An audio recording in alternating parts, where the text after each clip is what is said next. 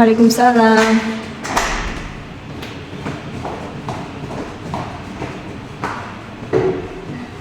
Assalamualaikum warahmatullahi wabarakatuh. Waalaikumsalam warahmatullahi wabarakatuh. Bagaimana kabarnya pada siang hari ini, anak? Alhamdulillah, luar biasa. Allahu Akbar. Oke, sebelum kita memulai pembelajaran pada siang hari ini, alangkah lebih baiknya kita berdoa terlebih dahulu. Doa sebelum belajar. Bismillahirrahmanirrahim. Raditu billahi rabba wa bil islami dinan wa bi Muhammadin nabiyyan wa rasulan. Rabbi zidni ilma warzuqni fahma. Amin ya rabbal alamin. Oke, pada siang hari ini pertemuan yang ketiga, Ibu Guru akan absen terlebih dahulu ya teman-teman. Ya, Bu. Yang pertama, Iza Nurhaliza. Hadir, Bu. Oke. Guru Iza. Hadir, Bu.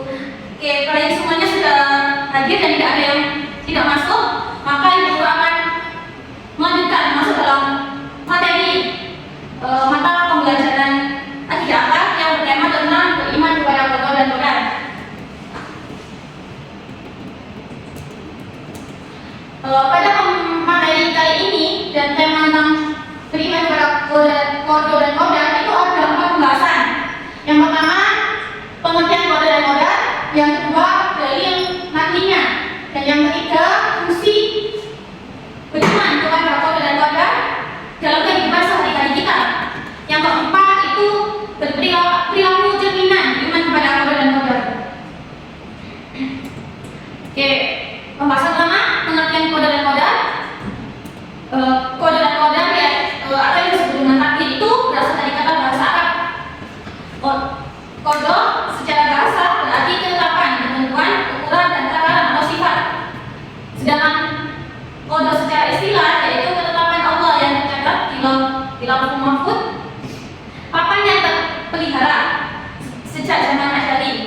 Ketetapan ini sesuai dengan kehendaknya dan berlaku untuk seluruh makhluk atau alam semesta ini. Takdir itu sendiri dibagi menjadi 2 hal. Yang pertama yaitu ada takdir mughrab dan yang kedua takdir mu'allaq. Ada yang tahu takdir mughrab itu apa? Tidak, Bu. Tidak, Bu.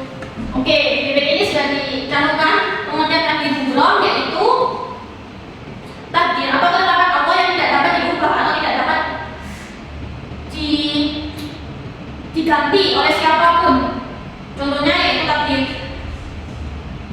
mughrab, makhluk pasti akan mengalami mati atau manusia itu pasti mengalami mati. Tidak hanya manusia, hewan pun akan mengalami mati dan tumbuhan pun akan mengalami mati. Atau contoh yang lain adalah seseorang pasti hanya punya 1 ibu kandung. Tidak ada manusia itu atau seseorang itu memiliki 2 ibu kandung. Tidak ada. Adanya hanya 1 ibu kandung dan mungkin ada yang namanya ibu tiri. Yang kedua yaitu ada takdir mu'allaq. Dan tahu tentang takdir mu'allaq atau contohnya? Tidak, Bu. Oke, takdir mu'allaq itu adalah takdir yang pasti dapat diubah melalui usaha manusia. Jadi manusia itu bisa mengubahnya, yaitu mengubah takdir mu'allaq. Kalau takdir mughrab itu tidak bisa diubah, sedangkan takdir mu'allaq itu bisa diubah. Contohnya, takdir mu'allaq itu setiap hamba diberi peluang atau kesempatan oleh Allah untuk berusaha mengubah keadaan dirinya menjadi lebih baik. Jadi kayak seperti si A ini dulu anaknya nakal, tapi karena dia mempunyai kemauan untuk berubah, itu berubah menjadi lebih baik. Itu pasti bisa dikatakan takdir mu'allaq. Selanjutnya yaitu ada dalil naqli. Dari tentang takdir mu'allaq, Qadar dan Qadar itu ada 3 dalil. Yang pertama ada di surat At-Taubah, yang kedua ada di surat Al-Qamar, dan yang ketiga itu ada di surat An-Nahl. Dipahami saja di buku, dilihat di buku ada semuanya. Oke, yang ketiga itu adalah fungsi beriman kepada Qadar dan Qadar dalam kehidupan sehari-hari. Oke, pembahasan yang ketiga yaitu tentang fungsi beriman kepada Allah dan Qadar dalam kehidupan sehari-hari. Yang pertama itu mendorong kemajuan dan kemampuan pada dasarnya. Segala sesuatu yang diciptakan oleh Allah itu sudah diberi ukuran. Ukurannya sudah ada, takarannya, sifatnya, dan undang-undangnya. Jadi batas-batasnya dia berperilaku itu sudah ada dan sudah diciptakan oleh Allah. Yang kedua yaitu menghindari sifat sombong dengan beriman kepada takdir atau beriman dengan kepada qadar dan qadar. Seseorang yang memperoleh suksesnya besar, meraih jabatannya tinggi, menjadi penguasa atau memiliki harta yang berlimpah, ia tidak akan merasa sombong. Akan tetapi kalau dia tidak beriman kepada takdir atau beriman kepada qadar dan qadar, pasti orang itu akan merasa sombong. Dan yang ketiga itu melatih berhusnuzon atau bersangka baik, iman kepada takdir, dan iman kepada takdir mendidik manusia untuk terbaik sangka kepada ketetapan Allah. Karena apa yang kita inginkan belum tentu berarti terbaik kepada kita. Demikian pula yang tidak kita inginkan bukan berarti ya tidak baik. Jadi kalau orang yang beriman kepada takdir atau beriman kepada qadar dan qadar, pasti dia itu akan melatih berhusnuzon atau bersangka baik. Contoh nih, kita mau masuk di sekolahan A, di sekolahan negeri. Kita ingin masuk di sekolahan negeri, tapi belum tentu pilihan kalian untuk masuk di sekolah negeri itu baik menurut Allah atau berakibat baik kepada kita menurut Allah. Dan tidak pula kalian tidak pengen atau kita ini tidak pengen masuk di sekolah swasta. Dan sekolah swasta tadi itu belum tentu buruk bagi kita atau berakibat buruk bagi kita. Mungkin kita sekolah di swasta tadi berakibat baik bagi kita. Yang keempat, melatih kesabaran. Seseorang yang beriman kepada qadar dan qadar atau yang disebut dengan takdir akan tetap tabah, sabar, dan tidak mengenal putus asa pada saat mengalami kegagalan. Karena menyadari bahwa semua kejadian sudah ditetapkan oleh Allah. Contohnya ini kayak kita lagi menghadapi banyaknya tugas. Kita merasa, biasanya kita merasa, ya Allah ini tugas kok banyak banget ya.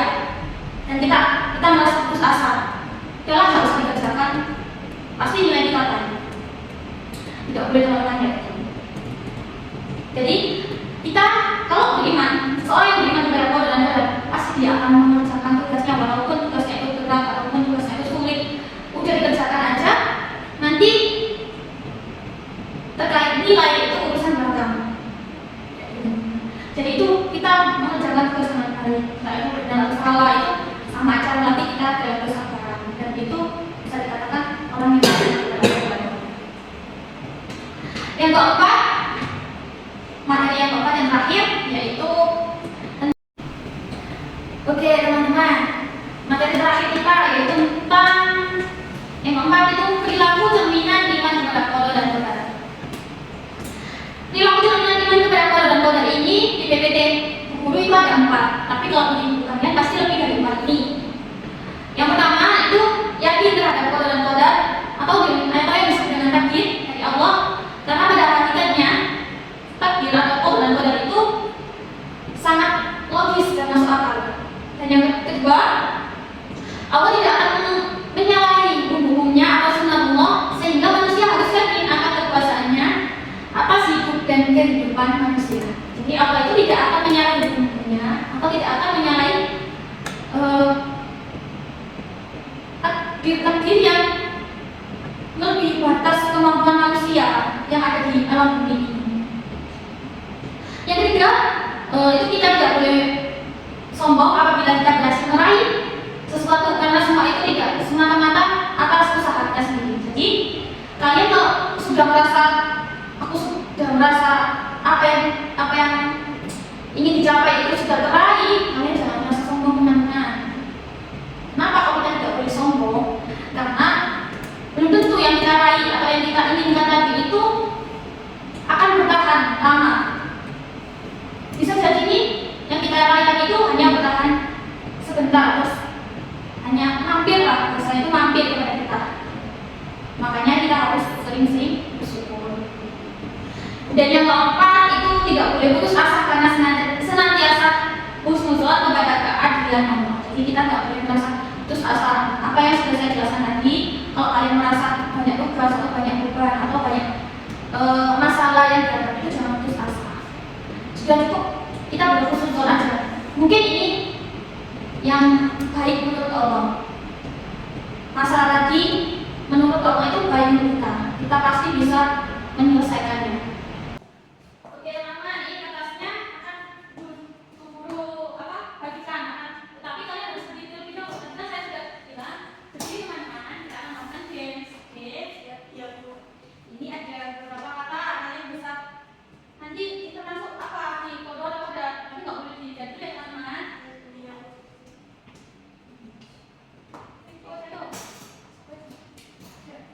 Oke, dari hitungan 3 kalian bisa memasukkan kata-kata itu atau menaruh kata-kata itu di meja.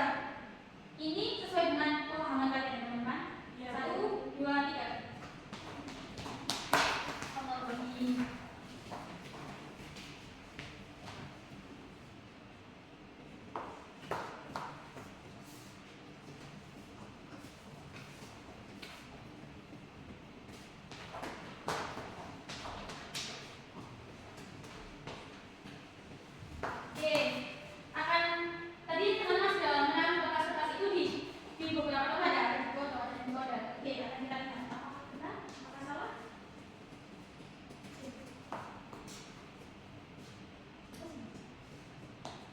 Oke, benar teman-teman, kalian sudah paham ya apa yang tadi Bu jelaskan terkait kode dan kode. Maka dari itu teman-teman sudah bisa menarik sesuai dengan temannya. Iya, Bu. Oke teman-teman, tadi kita sudah melakukan game terkait kata-kata yang sudah saya tuliskan di kertas-kertas tadi itu. Kalian sudah menaruhnya di tempat yang benar. Berarti kalian sudah paham terkait materi saya. Dan ini materi beriman kepada kode dan kode. Jadi sebelum berakhirnya pertemuan pembelajaran akidah akhlak pada siang hari ini, guru akan menyimpulkan terkait materi beriman kepada kode dan kode atau yang disebut dengan takdir. Jadi takdir itu terbagi menjadi 2. Yang pertama takdir mubelok, dan yang kedua yaitu takdir mu'alaq. Dan 2 takdir ini harus kita cerminkan pada kehidupan sehari-hari. Dan teman-teman, tentunya perilaku cerminan pada kehidupan sehari-hari itu salah satunya tidak boleh sombong, tidak boleh putus asa, harus yakin terkait ketetapan Allah.